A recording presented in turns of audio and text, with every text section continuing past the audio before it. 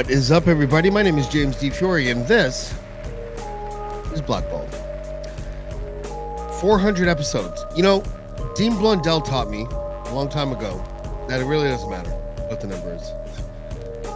You could, and I think, did The Simpsons do it? I think it was The Simpsons, where they were like, tonight is the 481st episode, and they made a big deal out of it. It's just a number. It's a derivative of one. All of these numbers are derivatives of one. But I thought, nonetheless, I would do that cheesy thing and have something special for the kids. No, but all kidding aside, a few years ago, my life kind of changed. By the way, for better and worse, but we'll get to that later. When I started having ex-members of the Plymouth Brethren Christian Church on the show, it completely changed the direction of my podcast. It made me realize what courage was, what sarcasm is, what dry British humor is, thanks to one of our guests tonight. And also what it means to just be able to witness several individuals sort of reclaim their life and just sit back and watch. I think I'm a student of humility and cockiness, so I can be arrogant at times. But in this case, I am hopefully it resonates this way, that I am usually humbled by the guests that I have that are members of the ex-members of the Plymouth Brethren Christian Church, because they've taught me a lot about, funny enough, about things like forgiveness, things like courage, and things like strength, and being able to get over some of the most severe hardships I've ever heard of, right? And you can learn lessons from people that have gone through the gauntlet of these things and apply it to your own life too. And anyways, without further ado, I'd like to present my guests today, co-founders and hosts of the Get a Life podcast, Cheryl Hope and Richard Marsh. Cheryl, Richard, how are you guys? Hi, James. We're good. Yeah, how are you? We're good, thanks. I'm good. I meant what I said. I know I like to be sarcastic, but the journey that has happened over the last 3 years, from my perspective, is just really kind of powerful. Just being able to sit here and listen to stories of other people that have gone through what you guys have gone through, and you guys have gone through some of the most traumatic events I could ever imagine, from losing your family, your kids, to things that you suffered while you were still inside the Plymouth Brethren Christian Church, to things that you have suffered since you've been out of the Plymouth Brethren Christian Church. And you're now hosts of the Get a Life podcast, which I think is 2 years now. Cheryl, is that right? Yeah, it will be. Yeah, in September it'll be 2 years, or is it? I actually don't know. Well, Cheryl, well, however long it's been from the time that I interviewed you, which I believe I just looked it up. I hope I remember it correctly. I believe it August 29th, or June. July 20th. Was it June? 29th. Yeah. It was June 29th, I believe. Well, whatever. 2023, the summer of 2023. I had you on. You had just finished wrapping up 9 hours of police, basically interrogation, when you were filing your police report. And the difference between Cheryl Hope then and now is what? Yeah. Well, I'm a lot busier, to say the least. Do you know what? I was thinking about this the other day, preparing for some stuff that's going on. And I have to say, I hold my trauma way closer every day than I did back then. When you throw that trauma in a cage and lock it up, and then do what I do every day with insiders and people that are leaving, people that are trying to leave, people that have left. I never get a break from my trauma. It's there in my face all the time. So what I would say is I'm more confident about talking about my trauma. I'm more confident about what I want to foresee this journey like the journey that this is going to take us. I'm not going to let up. We've only gained more steam in the last year in this. And so, yeah, the Cheryl today is ready to roll, unless I can't. It's funny that you talk about trauma like that. I've been writing lately, just stream of consciousness stuff, and you know, trauma is really interesting because it's obviously a monster for a lot of people, but it can also serve as like this catalyst to like evolution or something. Like that whole concept of taking negative energy that comes towards you. And I'm not trying to sound like a life coach or anything. You guys know me. I'm a non-believer in basically every sense of the word. But like, you know, it, that negative force that's thrusted upon you in the form of trauma, however that trauma manifests, if you can harness the energy behind it and throw it back into the world with an equal amount of energy, but in a Yeah. positive way, that trauma kind of becomes like a weapon, like in the good sense, a shield, Mm. way to cope, a way to help others. Richard, like Yeah. you do a lot of it yourself. Like, is there any truth in that? Like how can we use our trauma? Because often we don't have control about what is thrusted towards us. So if we don't have control about what's given to us, how do we maintain the control about how we redirect that back out to the world? I mean, even just at a practical level, um, up until fairly recently, most people who left the PBCC had to figure it all out for themselves from square one. So even just practically sharing our experience and other people's experience of how to, and learning from our mistakes, even what I wish I'd done. Firstly, people leaving now, they know they're not on their own. But secondly, we can give them a whole lot of very practical advice as to, how to go about that, really harrowing process.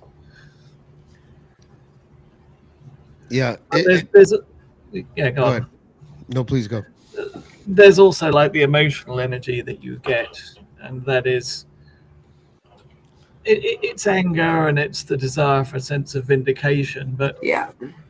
after a while, it becomes not so much anger about my own mistreatment. You find more anger about the way other people are mistreated, and that actually drives you on. So you kind of refuel from that, and that spurs you to carry on.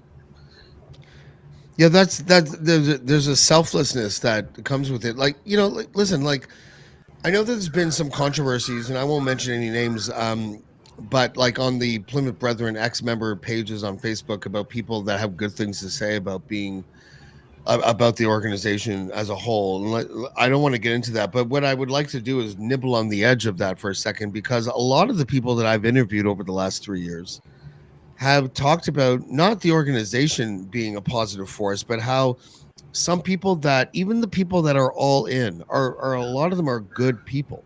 They're Mhm. just conditioned and they're all in.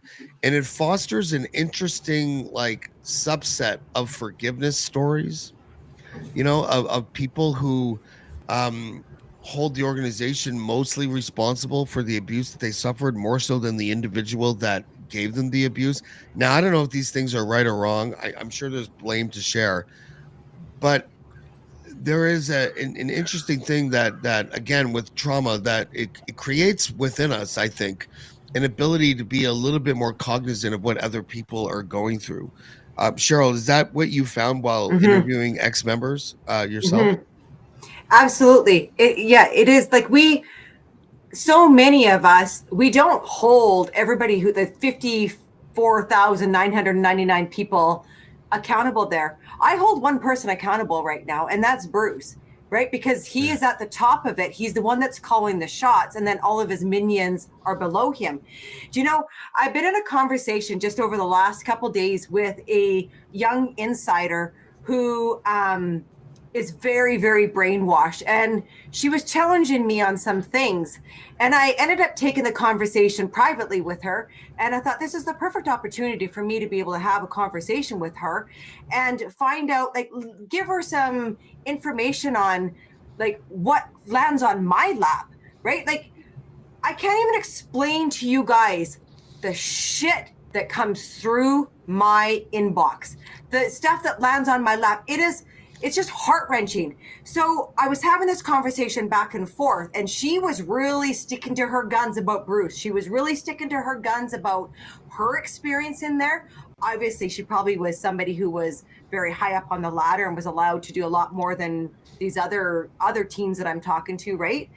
And we ended up agreeing to disagree, but I came right out and I said to her, Bruce Hales is an evil, evil man. What you see presented in a congregation is completely different than we see behind closed doors. I said, we see screenshots, we hear recordings, we get all of this documentation of what Bruce Hales is literally like. And so that is who I hold accountable. There is many, many, many kind grassroots, true Christian people inside there. The thing is they get caught in the web of Bruce. Yeah. I would agree with that. I mean, I'm not an insider like you guys, but Richard, is that sort of your standpoint as well? Oh yeah, 100%. I mean, it's very like The Godfather. I mean, of course, I saw The Godfather rather late in life, as you'll understand. But I used to make Godfather jokes, and you didn't get them, and it pissed me right off. Yeah, I get them. I get them now. Yeah. But I mean, in his own family, it's this lovely fat Italian weddings, and it's all very lovely. And then behind the scenes, there's all this sort of callous slaughter going on. That's exactly what it is. It's very like that. And I mean, there's I would say the responsibility goes a little wider than Bruce personally. I mean, he's by far the most. There's a kind of a 1% at the top of the church, and they are well aware that what's proceeding is criminal. They all know that they're fully involved, quite apart from being cruel in actually criminal activity, financial crimes. They're all responsible. Yeah, I don't hold your grassroots members responsible, although you do get irritated with their blindness sometimes.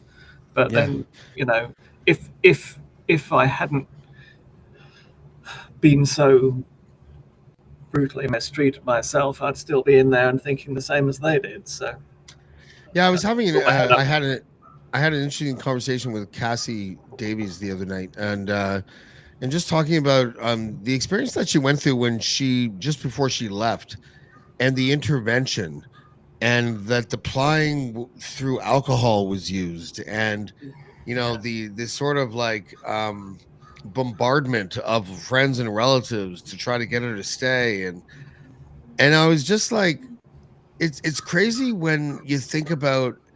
And we were contrasting the idea of like real world versus inside the cult narcissism and how it plays out, and the parallels and the adjacencies and the things that that both those worlds have in common. And I find that the service that you guys provide with your podcast is really therapy at the end of the day.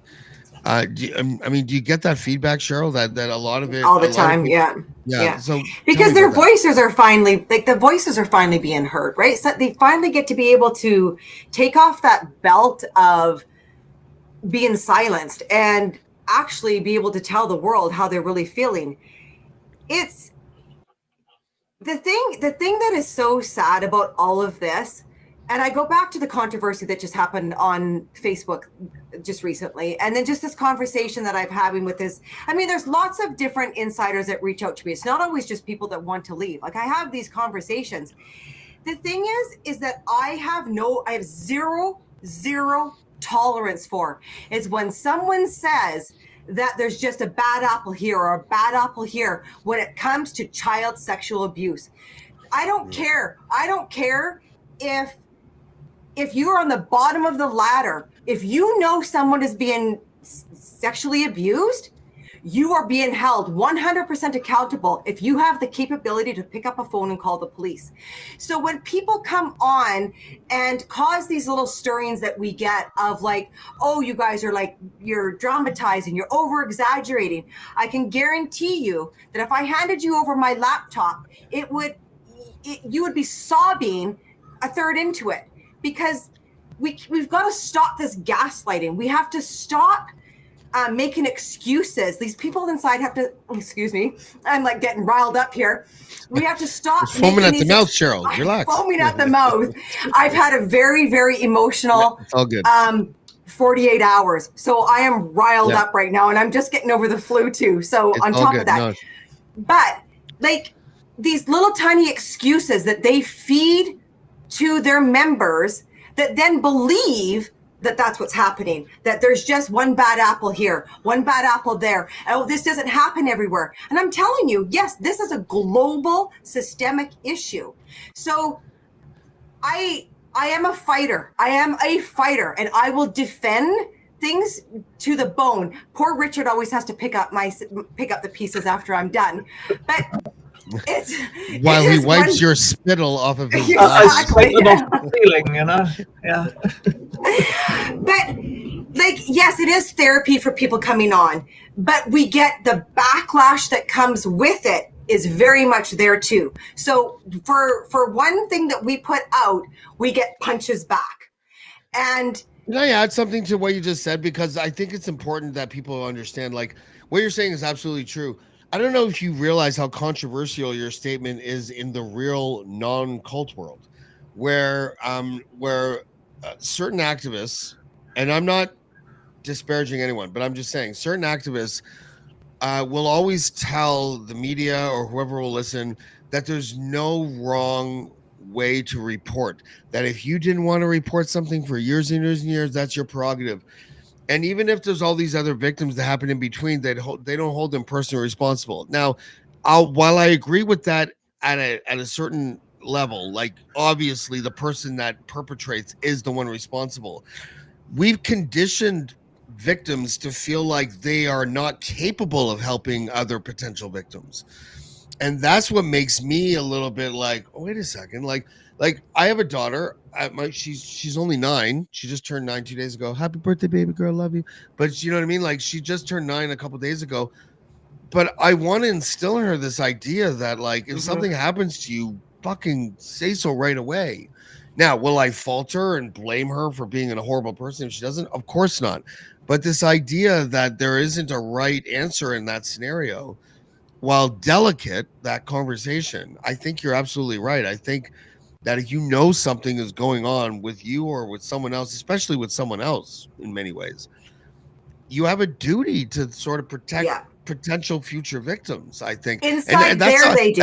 That's a tough love statement. Like, don't get me wrong. That is not something that I'm saying is like easy, like in a lecturing tone, but it's just math. It's mathematics.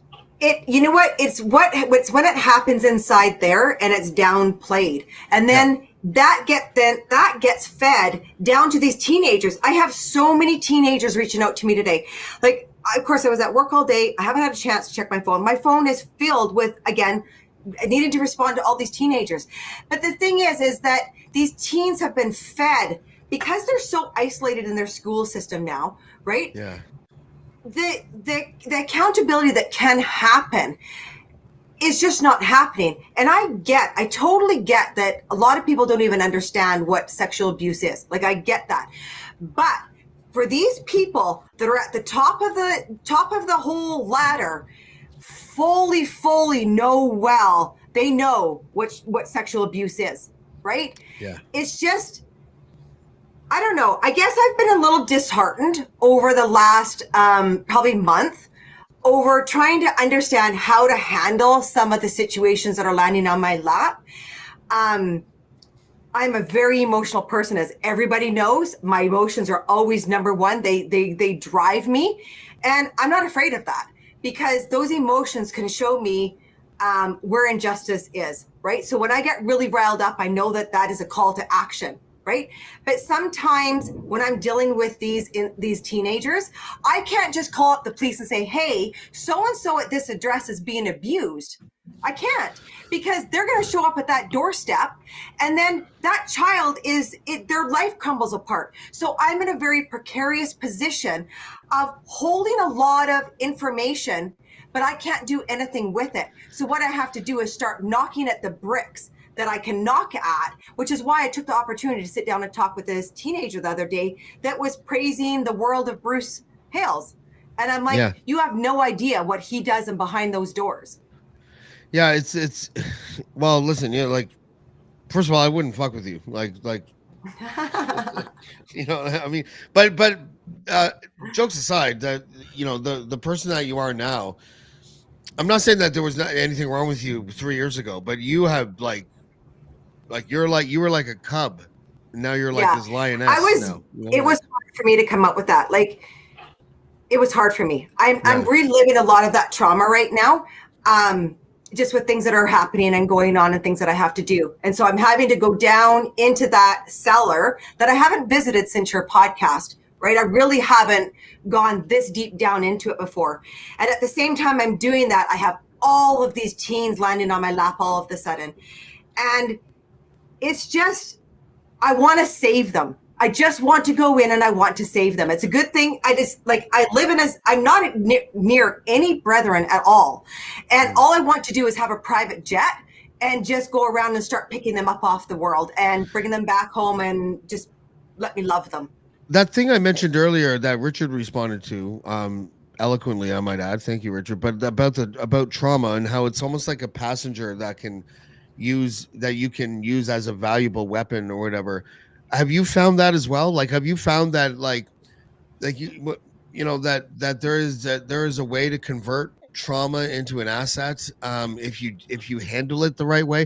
By the way, I got this from my own therapist. Like my own therapist was looking at my life and was like, and I told her, I'm like, the only way I feel like I can deal with this shit, like because I don't want to take medication and not be myself, is to find a silver lining inside the trauma and then put it back out into the world in a way where a lesson was learned, or I can maybe give someone else advice that maybe I didn't follow before.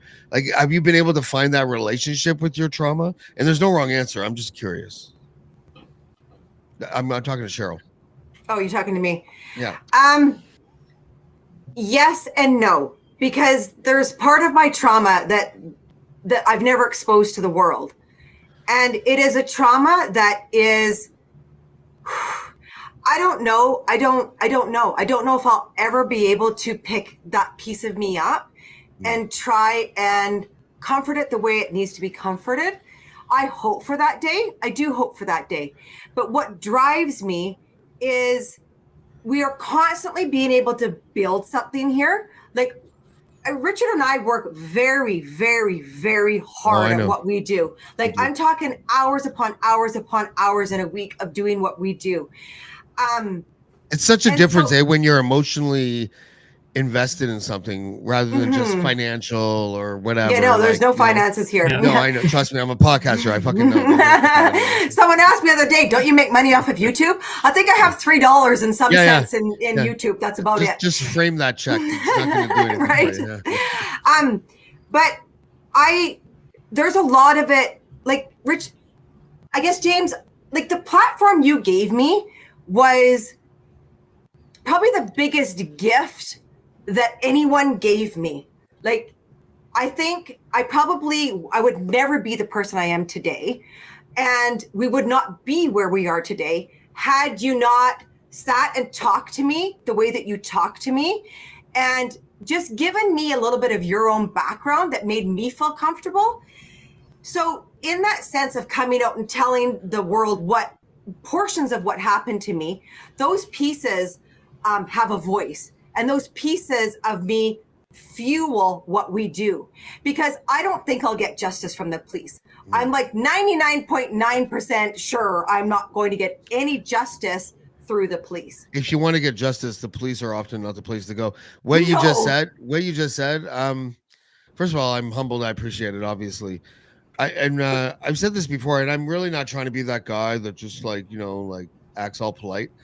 I feel like we gave gifts to each other. Like, you gave me something too. Like, I had never embarked down to this road. It's not like I was some fucking expert that was like, oh yeah, I've dealt with women's trauma my whole life. Like, I dealt with my own. And I saw, we were just coming out, if I recall correctly, out of the Me Too, the crux of the Me Too era and everything. And I think I remember talking to you and being like, if we talked about it for weeks beforehand. And I was like, I think if we're going to do this, we're going to want to do this in a way where no one can poke holes in you at all. Mm-hmm.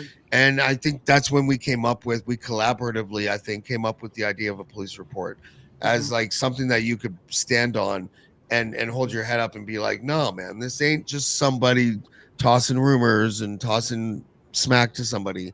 Yeah. But if I gave you that, let me tell you something, Cheryl, like you and Richard and all these other members that came on the show, I don't walk away thinking, oh, it's a good show, like I do when some rapper or comedian is on.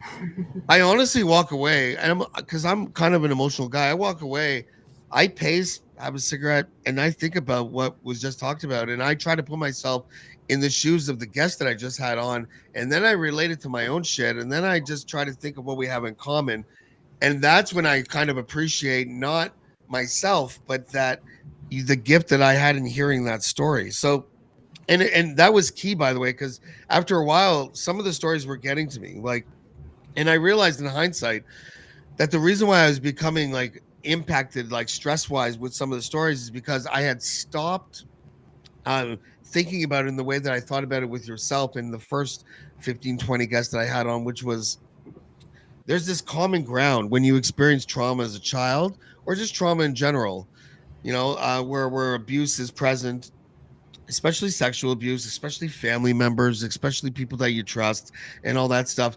And when you find that unfortunate, super unfortunate common bond with somebody, and you can hear someone else's perspective that have nothing to do with your story, the assets that you can take away from that, it just makes you really thankful. I was never a guy that, dude, if anything, when the Me Too movement started, I was probably seen as a guy that was insensitive to that movement, honestly, like just straight up, like, because I wasn't like saying all the right things or whatever. And then you came on the show and other people came on the show, and all of a sudden I had to look within myself and realize, holy shit.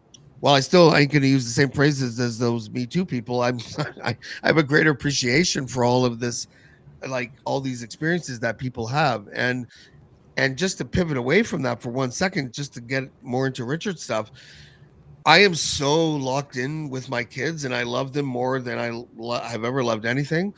That kind of trauma, that doctrine of separation, the damage that fucking piece of paper or philosophy, whatever you want to call it, has caused, where you rip families apart and kids from their parents and all that kind of stuff.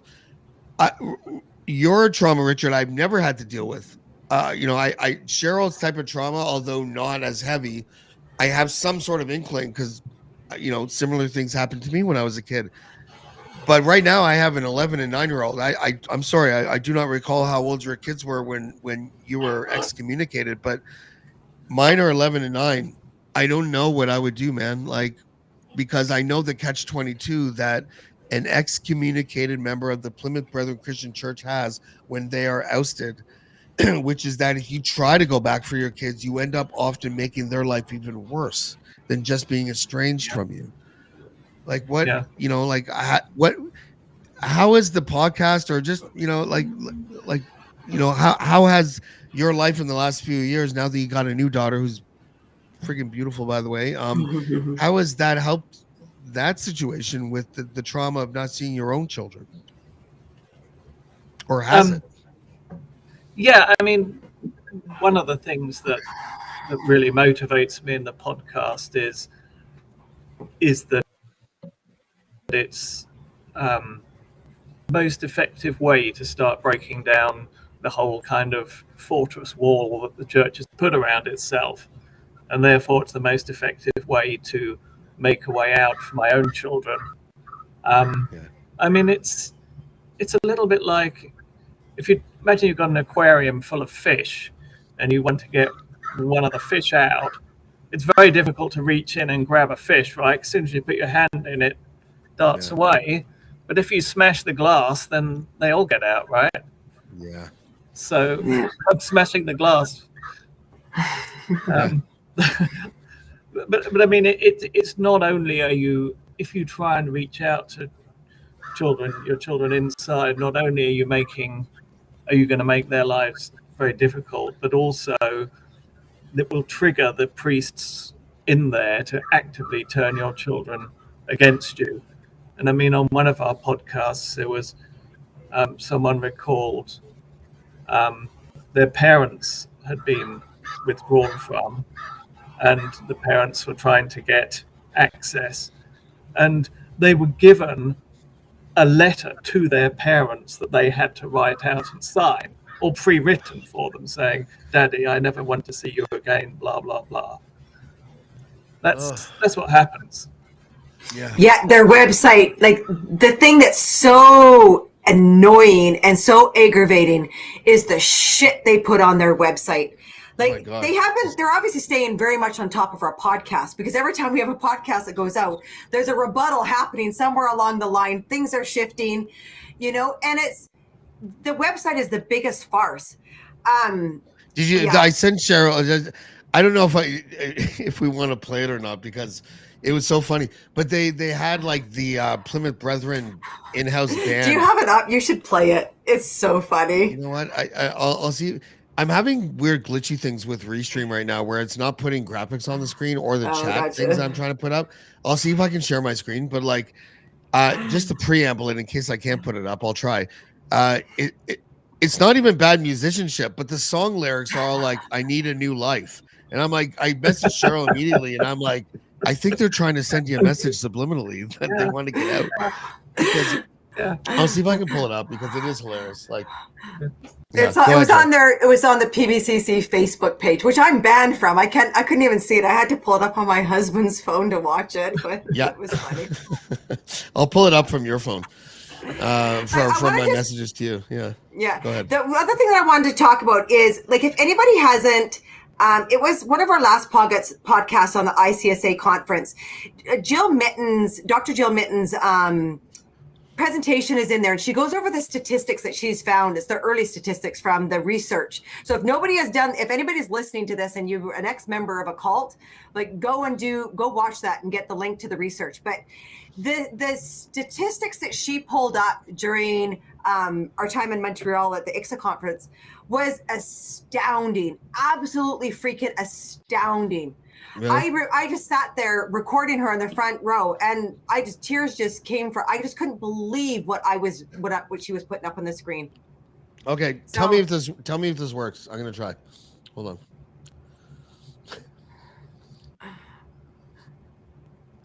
Is it there? Yep. You can see it. Okay. Oh, it's so funny.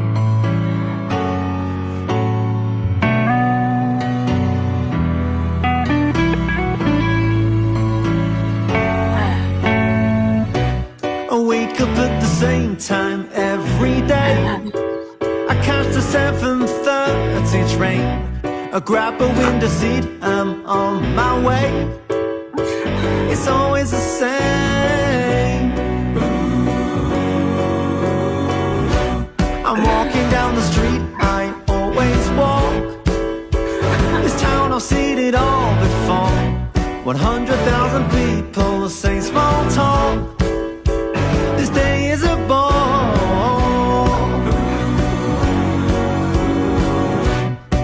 I need a change, so I think that today I'm gonna get myself down to the market, dip into my blue jean pocket, pull out my new leather wallet.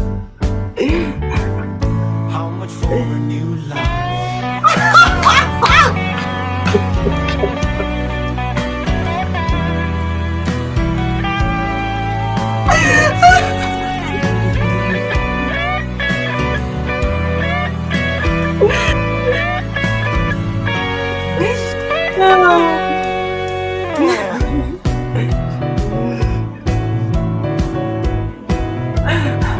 Dude, they want a new life, man.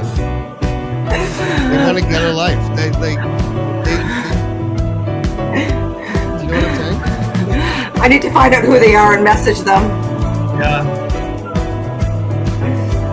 They want to get a life. Like, it's. Hold on, I gotta stop sharing the screen here.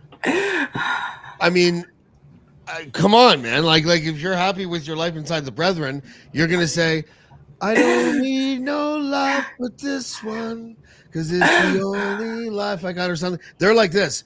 I need to get a new life. It's fucking all the same. I can't believe this shit. Like, that's a cry for help, honestly. Like, Yeah, so if anybody knows who they are, email me, Right? and I'll reach out to them. please. They just might need some help and encouragement. I think they do. But anyways, I thought that was a funny thing. Like, I saw that It today, was and I was hilarious. just like, "This is great." And I didn't. And you know what's funny? I saw it because, and kudos to all the ex-brethren groups on Facebook for not blocking the Plymouth Brethren from commenting, because it's comedy gold most of the time. You know, like when they comment on posts that you guys have up or that the other groups have up, it's great. Never block them. Always let them, say their piece, because it's amazing. Yeah. Until they get bombarded, then they delete their post. Oh, is that what they do? Yeah, that happens to me on LinkedIn all the time. Yeah. Well, what else is going on with you guys? Richard, tell me about the. You guys did some speaking thing with Ben recently. What was that about? Yeah, that was the International Cultic Studies Association annual conference in Montreal. Nice. And Cheryl and Ben and I went along and did a presentation about the Get a Life podcast and Ben's amazing adventures on TikTok. He's become like huge, hasn't he? Yeah. Oh, awesome. That's why he hasn't answered me. I was like, "Hey, do you want to do an interview?" It's like crickets. He's so busy right now. He's just too big. You have to speak to his agent. Yeah. Pretty much. Cheryl, is that you? You know what? I actually talked to him just before I came on here, but he's expanding his business, and so he's just really busy That's fine. now. I'm not honestly saying anything. Yeah. I'm actually really proud of him. I think he's. I am too. When I heard about his numbers on TikTok, I was like, "Holy crap, that's amazing!" Yeah. 2.5 million on one of his. Yeah. And he's worked really hard. I agree. Well, listen, I wanted to have you guys on just really quickly because it's my 400th episode, and honestly, like 30% of my shows are Plymouth Brethren people, and it makes me proud of you guys. Proud to know you. Like I'm gonna keep going. I'm just gonna keep doing this until I don't have a podcast anymore, because I don't know. If someone were to ask me like 5 years ago, what do you think your podcast is going to be about? And I would say there would be a variety, but I never imagined myself going like this. I've become a fan of ex-members of just one particular cult. I don't know. It's just amazing, but that's what's happened. And I don't think I'd trade it for the world. So Cheryl, Hope, Richard, Marsh, thank you for joining us tonight. I really appreciate it. No, thank you. Take care. Thanks, James. Have a good day. Bye. Bye. That was awesome. My my restream is kind of weird right now. It's I don't know if it's doing the same thing at home, but anyways, the visual is all fucked up. That was Cheryl, Hope, and Richard Marsh, ex-members of the Plymouth Brethren Christian Church and the current co-hosts of the Get a Life podcast. Go check out Get a Life on YouTube or wherever you get your podcasts. It's worth it. So what they do is they interview ex-members of the same cult that they were once members of, and often tell stories about how they help people escape that cult. And that's the Plymouth Brethren Christian Church, who are a heinous organization that believes in ripping families apart. This organization has been complicit in the sexual abuse of kids and the covering up of said abuse. And what Cheryl and Richard do is honestly can be considered not just like entertaining, but actual good work. And for podcasters, most of us just talking to a mic. I feel like that's what I do. Although I have them on, and I think I do perform somewhat of a service, it's nothing like what they do. Their entire identity is wrapped around the idea of saving people that were in the situation that they were in. So I am super proud of them. I'm very happy that I know them. I'm a better man for knowing them, straight up.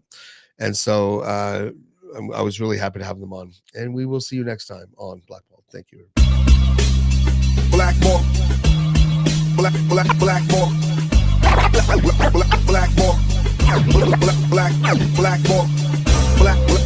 Blackballed.